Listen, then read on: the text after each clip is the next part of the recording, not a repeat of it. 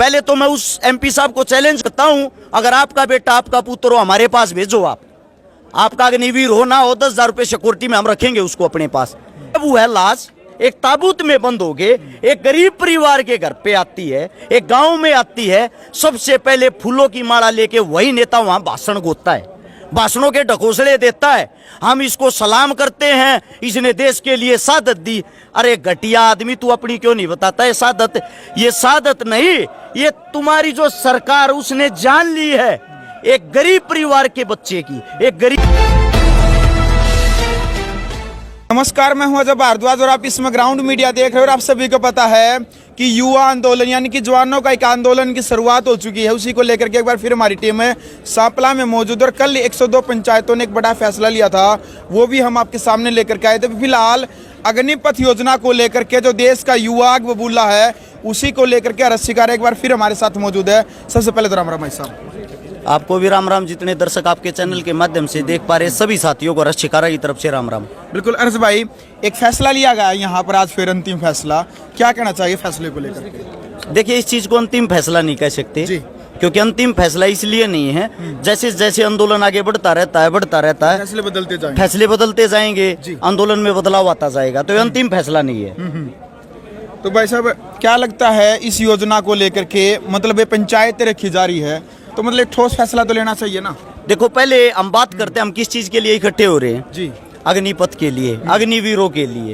Actually लड़ाई क्या है, पहले तो आप लोगों को ये समझाता हूँ। फौज के लिए बच्चे जी जान देने को क्यों तैयार हैं? एक फौज की ये नौकरी सब क्यों करना चाहे हैं?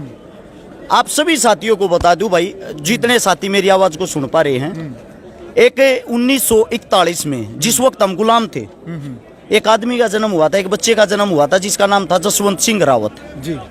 और 1962 में जब भारत और चीन की जो लड़ाई हुई, उस लड़ाई के दौरान वो जसवंत सिंह रावत मृत्यु को प्राप्त हो गया था। सबसे बड़ी चीज है, अगर मैं डिटेल में जाऊंगा तो लंबी बात हो जाएगी, लेकिन आपको छोटी बात बताता हूं। जसवंत सिंह रावत पूरा 3 दिन 72 घंटे तक एक आदमी 300 आदमियों को मार दिए थे उसने, अकेले ने 300 चीनी मार दिए थे। उसके बाद चीनी आदमी उसकी गर्दन उतार के अपने साथ लेके गए कि हम अपने देश में ये दिखाएंगे, इतना बहादुर आदमी। जब उसको लेके गए, हमारा समझौता हुआ, समझौता होने के बाद उसने वो उसकी गर्दन वापस लौटाई। वापस लौटाने के बाद आज भी ये कहा जाता है, आज भी उसका वहां मंदिर बना हुआ है, आज भी उसके कपड़े डेली प्रेस होते हैं, आज भी वो आदमी ड्यूटी करता है हमारे देश के लिए, यानी कि उसको शहीद का दर्जा नहीं दिया गया है। उसके कपड़े आज भी प्रेस होते हैं, उसका आज भी ड्यूटी टाइम है। अब 2016 में शायद उसको रिटायर कर दिया सेना से, उसकी पोस्टें भी बढ़ी, यानी कि जिस आदमी की गर्दन चली गई, जो आदमी हमारी आंखों के सामने मृत्यु को प्राप्त हो गया, उसको शहीद का दर्जा भी नहीं दिया गया। क्यों नहीं दिया गया? क्योंकि उसको मरा हुआ मानते ही नहीं, उसको मृत ही नहीं मानते। ये होता देश के लिए जनून, यानी कि अकेला आदमी 72 घंटे तक 300 आदमियों से लड़ता है। ऐसे ऐसे जनूनी आदमी जो देश सेवा करना चाहते थे, उन आदमियों को, उस फौज को खोखला कर दिया है। खोखला कैसे कर दिया है? फौज छोटी मोटी चीज नहीं है। क्या अर्थ है फौज का? क्या मतलब? फौज का अर्थ मैं बताता हूँ। जब छोटा बालक, छोटा सा 5-6 साल का, रोड पे दौड़ना शुरू करे है, पढ़ना शुरू करे है, उसने पाल पोस कर घर खवावे उन्हें घर खवा के जब 17 से 18 साल का बना हुआ है ना, जब तक तो वो सब तलक दिखने लग जाए। एक्सीलेंट तो फिजिकल मारेगा, पढ़ाई में होशियार पाऊगा, सोमन सामन न्यारा खड़ा उड़ दिखेगा, इंटेलिजेंट पाऊगा, बुद्धि का तेज पाऊगा, फिटनेस का पाऊगा, वो आदमी स्पेशल फौज में जा है। जब वो एक्सीलेंट फिजिकल मार दे है, फिजिकल मारने के बाद भी उसकी हालत ऐसी हो जाए, कई बारी सिफारिश उसकी नहीं होती। सिफारसी आदमी आगा, पहले मेडिकल हो जाएगा, टेस्ट हो जाएगा, सिफारसियां ले लेंगे, वो फौजता रह जाएगा, वो फिर हिम्मत नहीं हारता, अगली बार वो फिर ट्राई मारे, फिर फर्स्ट आवे। और फिर वो आदमी जब फौज में जा ना, जब वो नहीं माना तो तना भगवान मिल गया। उनकी इसके प्रति एक श्रद्धा है, देश के प्रति, वे देश को समर्पित हैं, वे तैयारी है इस चीज की करें। नौकरी तो सरकारी और बतेरी है, लेकिन रोड़ा है देश की इज्जत बचाने का, रोड़ा है देश की रक्षा करने का, रोड़ा है देश के लिए शहीद होने का।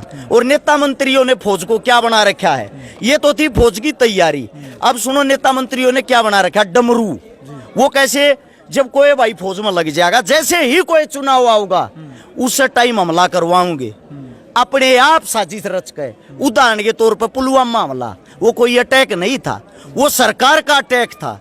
सच्चाई तो ये है वो अटैक के बीजेपी की सरकार दोबारा ले गया, वो अटैक के दोबारा से प्रधानमंत्री बना गया। एक बात नोट कर लेना, जब भी उत्तर प्रदेश के अंदर चुनाव होगा या भारत देश के अंदर चुनाव होगा, उसी वक्त आपको देख लेना पाकिस्तान हमारे को आंख दिखा रहा है, चीन हमारे पे आक्रमण कर रहा है। आज दोनों शांत क्यों बैठे हैं भाई? आज पाकिस्तान भी शांत है, चीन भी शांत है। किस लिए? सोचने की बात है ये, क्योंकि ये हमारे नौजवानों को चुनावी मुद्दा बनवा के सरेआम मरवा देते हैं। सरेआम मरवा के फिर उनकी लाश पे अपनी राजनीतिक रोटियां सेकते हैं। जब वह लाश एक ताबूत में बंद हो गए, एक गरीब परिवार के घर पे आती है, एक गांव में आती है, सबसे पहले फूलों की माला लेके वही नेता वहां भाषण गोता है, भाषणों के ढकोसले देता है। हम इसको सलाम करते हैं, इसने देश के लिए शहादत दी। अरे घटिया आदमी, तू अपनी क्यों नहीं बताता है शहादत? ये शहादत नहीं, ये तुम्हारी जो सरकार उसने जान ली है एक गरीब परिवार के बच्चे की, एक गरीब परिवार के बेटे की। और जब उसकी जान लेते हैं, उसकी शहादत चली जाती है, उसके बाद क्या करते हैं? वही घोषणा करेंगे 20 से 30 लाख रुपए की। उस घोषणा से सब तालियां बजाएंगे, वाह भाई वाह, हमारे नेताजी ने बहुत ही अच्छा काम कर दिया। और उसके बाद दोबारा से उसी नेता के पीछे दुनिया पागल हो जाएगी, क्योंकि उस 20-30 लाख रुपए में सारी जनता की, सारी पब्लिक का दिल जीत के दोबारा से वही नेता वोट फिर खरीद गया।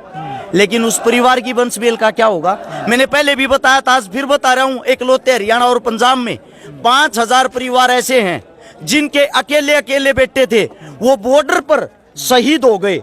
आज उनकी वंशवेल भी नहीं है, उनका परिवार ही खत्म हो गया, उनका परिवार ही तबाह हो गया। और हरियाणा प्रदेश, राजस्थान प्रदेश, उत्तर प्रदेश, बिहार इस चीज की लड़ाई इसलिए लड़ रहे हैं क्योंकि जो देश की रक्षा वो सबसे ज्यादा हम करते हैं। वहां सीना अड़ा के हमारे भाई, हमारे बच्चे खड़े हैं। गुजरात के आप आंकड़े खंगाल के देखना, गुजराती बाबू कितने फौज में जाते हैं? आपको नाम मात्र मिलेंगे, 1 से 2%, 1% मिलेंगे, 1% का भी कुछ हिस्सा। गुजराती बाबू सारे के सारे अपना धंधा करें, बिजनेस कर रहे हैं। उसी बिजनेसों को मोदी बढ़ावा दे रहा है, उसी बिजनेसों को उनको लोन दे रहा है, उसी बिजनेसों के लिए उनके अलग अलग तरकीब दे रहा है। लेकिन हमारे किसानों के बेटे, किसान पुत्र हैं, इनके लिए क्या दे रहा है भाई? इनके लिए क्या कर रहा है? और जो साथी ये कह रहे हैं कि भाई अगर ये लागू हो गया, लागू होने के बाद अच्छी बात ही तो है। आज घोषणा पे घोषणा हो रही है, खट्टर साहब घोषणा कर रहे हैं इनको सरकारी नौकरी मैं दूंगा, योगी जी घोषणा कर रहे हैं इनको सरकारी नौकरी मैं दूंगा, कई MP साहब घोषणा कर रहे हैं अग्निवीरों को सिक्योरिटी की नौकरी में हम रखेंगे। पहले तो मैं उस MP साहब को चैलेंज करता हूं, अगर आपका बेटा, आपका पुत्र हो, हमारे पास भेजो। आपका अग्निवीर हो ना हो, 10,000 रुपये सिक्योरिटी में हम रखेंगे उसको अपने पास। करता है फालतू की बकवास, कोई भी बोल देते हैं। जो अपने घर से इतना सब कुछ खाता है, 15 से 20 लाख रुपए लग जाते हैं बच्चा जब 18 साल का होता है, उसकी पढ़ाई में, उसको खिलाने में, उसको पिलाने में, उसके खर्चे में, उसके लालन पालन में। और इतने रुपए लगने के बाद 4 साल की नौकरी में क्या कमा के लाएगा? आंकड़े आप लोगों को बताए भी थे, सिर्फ और सिर्फ टोटली उसको मिलेंगे 4,80,000 रुपए। उस 4,80,000 रुपए मिलने के बाद वही आदमी एक प्राइवेट जॉब करेगा। और ये घोषणा झूठे जुमले किस लिए हैं? गौर से देखो इस बात को। सरकारी नौकरी कंपनियां भी घोषणा करने लगी, अग्निवीरों को हम रखेंगे सिर्फ अपने बेनिफिट के लिए। अगर तुम लोगों को रखना है और सरकारी नौकरी देनी, इससे पहले ही दे दो ना भाई, अब दे दो। अब कौन से बता रही है कि अब नौकरी नहीं है, 4 साल के बाद नौकरी हो जाएगी? ये जुमला है 2024 से अगली तैयारी का। यानी कि अगर हमारी सरकार नहीं बनाओगे, ये घोषणा करा करेंगे फिर, हमारी सरकार नहीं बनाओगे तो तुम को नौकरी नहीं देगा, अग्निवीरों हमारी सरकार बनाओ जब नौकरी देंगे। बिल्कुल अरज भाई, देखो आर्मी के चीफ भी और कई इस मुद्दे को ऊपर लाइव आने लग रहे हैं लगातार, सबकी अपनी पर्सनल राय है। अच्छा, एक व्यक्ति का कमेंट आता है, बदलाव जरूरी है, मतलब परिवर्तन तो होएगा भाई, जनसंख्या इतनी बढ़ने लग रही है, हर 4 साल में रिटायरमेंट आ करेगी, नए बच्चा नौकरी मिला करेगी, इतनी जनसंख्या पर नौकरी कैसे दे पाओगे सभी? देखो मेरा ये कहना है जी, जो बड़े बड़े जर्नल हैं, कर्नल हैं जी, जो इस फैसले का स्वागत कर रहे हैं, उनके आंकड़े खंगालना तकरीबन बीजेपी के पीठू हैं। क्योंकि जो सरकार का पीठू होगा, बड़े ओहदे पे वही बैठेगा, सरकार चाहे कोई भी हो, कांग्रेस हो, बीजेपी हो, दूसरी बात ये है, उनका स्वागत है, हम उनका फैसला मानने को तैयार हैं। उनको काफी साल हो चुके हैं नौकरी करते हुए, युवाओं को मौका दे, अपने पद से इस्तीफा दें, इस्तीफा दे के यहाँ आंदोलन में आए, हमारे साथ मिलकर लोगों को समझाए कि भाई हमने इस्तीफा दे दिया इतनी बड़ी कुर्सी से, वो आप लोगों को समझाने के लिए दिया है। और जितने नेता हैं, मंत्री हैं, संतरी हैं, प्रधानमंत्री है, उसका भी स्वागत है। भाई आप अपने पद को छोड़ दो कि भाई हमारे को ज्यादा समय हो गया देश सेवा करते हुए, नए युवाओं को, नए चेहरों को मौका मिलना चाहिए। हम आप लोगों के लिए पद छोड़ रहे हैं, जब हम छोड़ सकते हैं तो आप 4 साल की नौकरी नहीं कर सकते। हम उनके फैसले का हार्दिक अभिनंदन करेंगे, हमारे साथ आए और अपना पद पहले खुद छोड़ के दिखाएं। बिल्कुल अरस भाई, TOD यानी कि टूर ऑफ ड्यूटी, एक टूर की तरह नौकरी रहेगी मात्र 4 साल की। और जो वहाँ पर युवा जो अग्निवीर बनेंगे, जो पढ़ाई करेंगे, तो पढ़ाई की जो डिग्री होगी वो भी मानी जाएगी, और मतलब 20 से 22 लाख रुपये होगी। तो मतलब जो गरीब घर के बेटे हैं, मतलब ग्रामीण क्षेत्र में इतनी उम्र में उन्हें नौकरी भी कौन मिलती है, इतने रुपये उनका हाथ लगेंगे। एक छोटी बात और सोचो आप, अगर सरकार पलटेगी, आज ये सरकार है, कल और कोई आएगी या परसों और कोई आएगी, और उस टाइम पे जैसे कि जो उड़ान है हरियाणा पुलिस में भर्ती करे थे, उन नई बीजेपी का डल लग रही है। और जो चौटाला ने हरियाणा पुलिस में अपने समय में भर्ती करे थे, उन उड़ान काट दिए थे। तो सोचने की बात है, ये अग्निवीर अगर ईब लादे है बीजेपी, आगा जाए सरकार और कोई, फिर वे इन गलात मार कर काट देंगे, तो कड़े के रहेंगे भाई। सोचने का मुद्दा है ये सिर्फ अपना पार्टी प्रचार करने के लिए, अपने आप को ऊंचा दिखाने के लिए ये चीजों तो कर रहे हैं। लेकिन 1% सरकार बदलेगी, सरकार बदली होगी, तो उस टाइम पे इनकी जिम्मेदारी कौन लेगा? क्या किसी स्टैम्प पेपर पे लिख के दे सकते हैं कि इनको नहीं निकाला जाएगा? ऐसा है, हर एक चीज जुमलेबाजी है, लोगों का ध्यान अपनी तरफ आकर्षित करने लग रहे हैं। एक बारी कैसे न कैसे करके लोग भर्ती हो जाए, भर्ती होते 4 साल की नौकरी करेंगे, 4 साल की जो नौकरी करेगा उनके लात मार के अंबानी, अडानी, टाटा, बिरला, बड़ी बड़ी कंपनियां हैं, उनके साथ इनको जोड़ देंगे। वहां भी इनका वो कराया जाएगा सौदेबाजी ऐसे करी जाएगी, 15,000 रुपये ऊपर से उनकी तरफ से रुपये मिलेंगे, 2,000 सरकार बरतेगी, 13,000 इनको देगी। इन पे भी एहसान रहेगा, आप लोगों को नौकरी दिलवाई के नहीं, और 2,000 रुपये खुद खाएंगे, कमीशनबाजी बढ़ेगी। बिल्कुल अरस भाई, 2 बार खा पंचायत इकट्ठी होली बड़ी, लेकिन जो युवा जिनकी नौकरी जाने का बड़ा खतरा है, मतलब वो शामिल नहीं हो रहे इसमें। लेकिन बड़े बुजुर्ग, जो हमारे बड़े बुजुर्ग किसान, वो शामिल हो रहे, जुआन क्यों नहीं आ रहा? देखो, पहली बात तो ये, युवाओं के हाल फिलहाल एग्जाम चल रहे हैं जी, सबके पेपर चल रहे हैं इस टाइम पे। हाल में 5 दिन हो गए लगातार वे अपना पेपर देने में व्यस्त हैं। दूसरी बात ये है, युवाओं को खुद जानबूझ के नहीं बुला रहे, युवाओं को इसलिए नहीं बुला रहे, जो पंचायत होती है, पंचायत में हमेशा बड़े बुजुर्ग फैसला लेते हैं। युवाओं का जो संगठन होता है, उसके 1-2 चेयरमैन आदमियों को बुला लेते हैं, ताकि वो अपना पक्ष रख सके, अपनी बात रख सके। हमारा ये मानना है, युवा साथियों को केस ना लगे, क्योंकि एक रोजगार के लिए लड़ाई, अगर केस लग गया तो रोजगार कहां से मिलेगा? उनको इस चीज में पीछे रखेंगे, जहां केस लगने की बात हो, लाठी लगने की बात हो, या कोई भी ऐसा कार्य करने की बात हो, सरकार जिस चीज पर दबाव बनाती है वहां आगे अड़ेंगे हमारे जैसे साथी, हमारे जैसे जो बड़े बुजुर्ग हैं वे। बिल्कुल अरस भाई, लास्ट में मोदी सरकार को और खट्टर सरकार को क्या चेताना चाहेंगे ग्राउंड मीडिया के माध्यम से? देखो, हम सरकार से एक ये विनती करते हैं, आप लोग बार बार ऐसा कानून लेके आ रहे हो, आम जनता को खंगाल के देख रहे हो। एक बात नोट रखे प्रधानमंत्री साहब, CM साहब, आज नहीं तो कल, कल नहीं तो परसों ये जनता जागरूक होगी, जनता जागेगी। जिस दिन जनता जागेगी ना, उस दिन हिसाब भी लेगी। आप लोगों को लुकने के लिए, छुपने के लिए जगह नहीं पाएगी। आप सोशल मीडिया पे अपना प्रचार करने के लिए, अपनी पार्टी का प्रचार करने के लिए इतने 1000 करोड़ रुपए बेकार करते हो, इतने 1000 करोड़ रुपए में तो युवाओं का भला हो जाएगा।